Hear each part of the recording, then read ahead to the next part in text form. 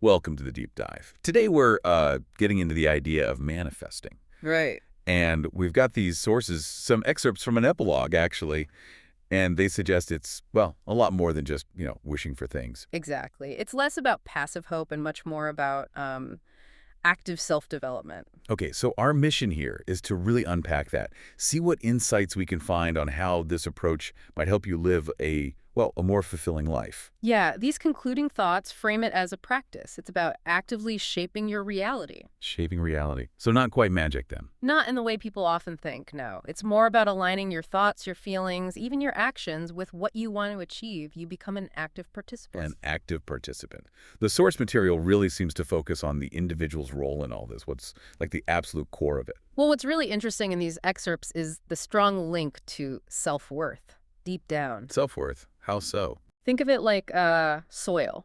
Your self-worth is the soil. You can plant seeds, your desires, but if the ground isn't fertile, they just won't grow. Okay, that makes sense. So manifesting, according to this, is really about cultivating that inner ground, dealing with subconscious beliefs about what you actually deserve, and crucially, self-love.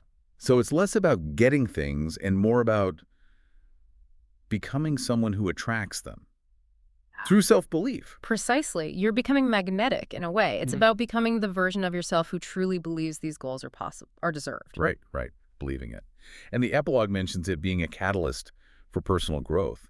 How does that connection work? Well, it sort of forces you, in a good way, to step into a more authentic, more empowered version of yourself. Right. Because you have to confront what's holding you back. You know, the limiting beliefs, the doubts, maybe fears, insecurities, all that stuff.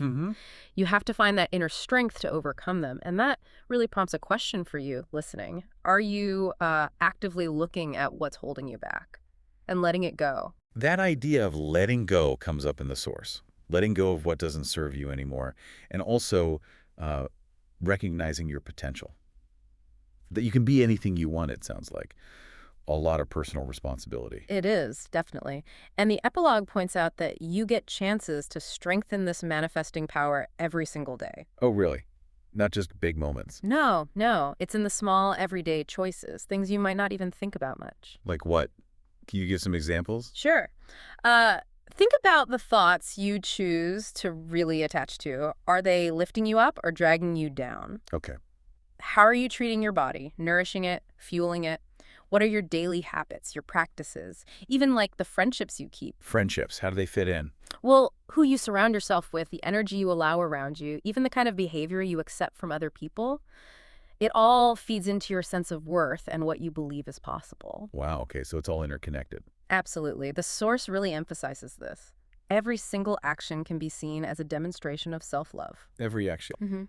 And every decision you make can potentially raise your self-worth, moving you closer to your dreams. It's this whole integrated approach, consistent self-care, reinforcing that belief that you deserve good things. So it's not just about getting stuff then. The ultimate goal is, what, a better quality of life? Exactly. A life filled with, joy, love, a sense of purpose, fulfillment, actively creating the life you actually want to live. And this ties into challenging those limiting ideas, right? Like the one that says you can't have it all. Yes.